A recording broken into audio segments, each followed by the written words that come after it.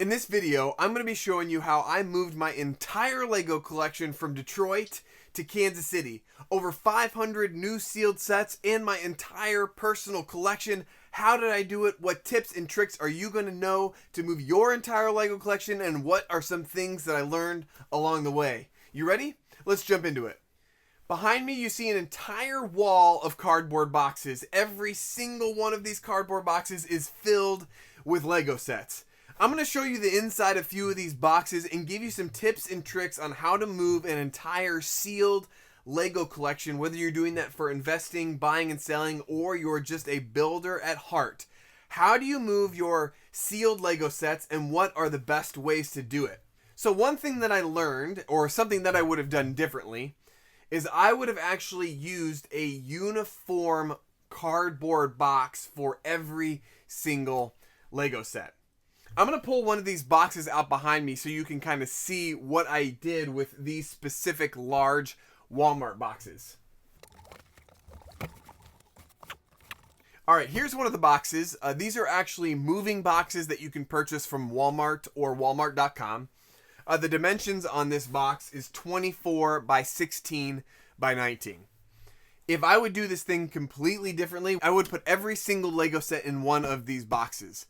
That's the majority of what I have behind me, but as you can see, I have a bunch of mismatched boxes all over the place, and they were really difficult to pack uniformly in the U-Haul truck that I rented to move my entire Lego collection.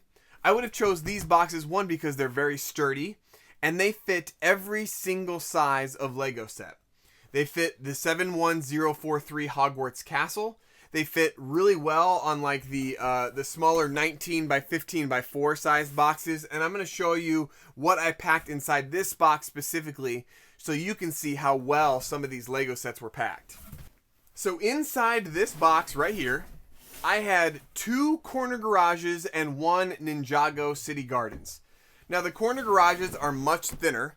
The Ninjago City Gardens I think is almost 3 times the width of one of these corner garages. So you could fit almost perfectly snug 2 of these sets and 1 of those sets. So let me show you kind of how it fits in here specifically. What you do is you turn it up like this and then you just slide it in. Here's the Ninjago City Gardens. Should slide in right next to it. There you go, 2 corner garages, 1 Ninjago City Gardens sitting inside of one of these Walmart moving boxes.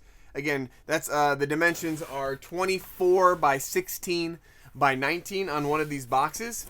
That usually can fit, 4 or 5 of the smaller, skinnier boxes, but also fits the Ninjago City Gardens, which is much thicker. I had to play a little bit of Tetris to make everything fit perfectly, but it took a couple tries to learn what fit well. But that was one look into one of these boxes. I want to show you how it fits some of the more medium-sized boxes and what you can do to really utilize the space effectiveness of this box. Okay, so here's another example. I have a whole row of missing boxes. Had to dig out one from the bottom. But box number 35, which you can see right here, fits one of these boxes. I believe the dimensions are like 19 by 15 by 4 on the London bus from the Creator line. Hopefully you can see that in there, but this is fitting the Motion. This is an older vintage Creator set, and then 5 of the Lego London buses stacked perfectly in there, sitting upside down, vertically slid right inside, and they fit like so snug. And if you stack these boxes on top of each other, the weight is distributed really well, so there's no crushing or compacting on the other Lego boxes. So really saw that this fit really well for that size box. It fit well for the really large Ninjago City Gardens sized boxes, and every single box in between. If you have enough patience and enough Tetris skill, you could fit every single Lego set in one of these boxes. Now here was the challenge.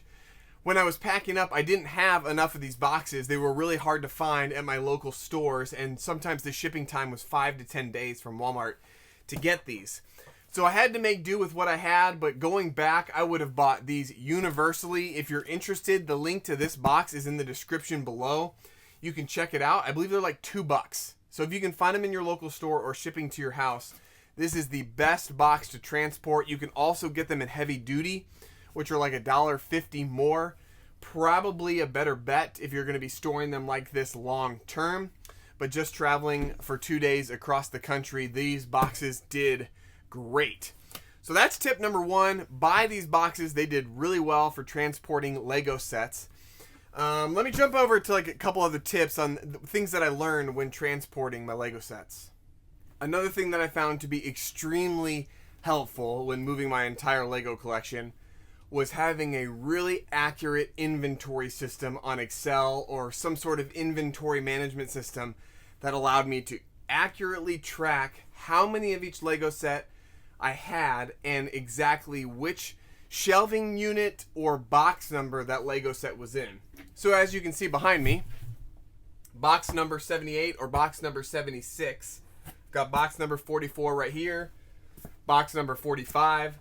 So what I did when I was packing up each individual Lego set, I packed them in a box. I went to my spreadsheet, I made a note of how many of that Lego set was in what box, and I made the box number. So for example, the box that I just showed you was box 36, I believe, box 35, that had all of those Lego London buses in them. Those are inventoried, so 5 London buses, box 35 on my spreadsheet. That's what it says. The reason this is super helpful is if I want to build something, if I want to sell something, I know exactly where it is amongst all of these cardboard boxes, and I can find it easily. Sometimes getting to it is a little bit more difficult, but I found it was super, super important, especially around the holidays when I was selling out of these cardboard boxes, to be able to accurately track, find, and inventory each Lego set individually. So having a really accurate inventory management system and a labeling so you know where that set is saved me tons of time and tons of headache, so that I know I moved everything, something didn't get lost in transit, and I still have accurate records of all of my Lego sets. Let me give you one more tip that I learned when moving this entire Lego collection. One of the most frequent questions I was asked when I talked about moving my entire Lego collection is, how are you going to move your personal Lego collection? I have the Lego Art Series set, and I typically correct every single Technic car or Creator car that comes out. What you see right here is the Porsche 911 Targa Lego set, wrapped completely in saran wrap. Right here we've got the McLaren Technic set. And right here we have the 1989 classic Batmobile Lego set.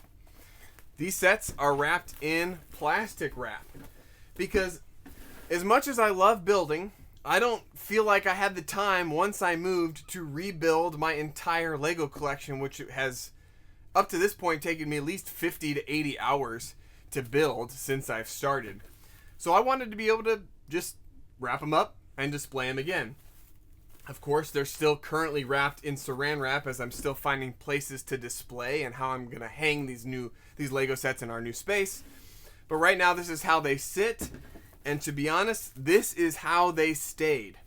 I learned that wrapping them really tightly in saran wrap, not layering them and putting them in a cardboard box separated by bubble wrap, and making sure that they were on top of all of the Lego boxes in the U-Haul truck, made it so that these arrived in almost perfect condition with hardly any casualties. There was one small casualty. This Batmobile, I can see that the wing has already fallen off.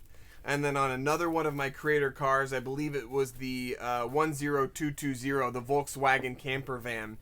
That one had fallen and had broken a little bit, but all the pieces stayed intact inside of the plastic wrap. So if you're moving a sealed Lego collection, plastic wrap can be one of your best friends. Now, again, my collection is far as large as some of these people that have gigantic cityscapes and multiple sets, like hundreds of built sets. I probably only have 40 or 50 as part of my collection. And to be honest, Creator cars and Technic cars, they lend themselves really well to being wrapped in saran wrap.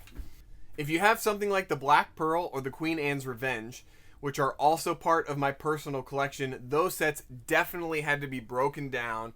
I wanted to make sure they were put back into individual bags inside of a cardboard box, because there's no way I was going to be able to saran wrap the sails on the mast and the staff and making sure all the minifigures were safe and not lost. So there are definitely Lego sets that do not lend themselves to this type of transportation.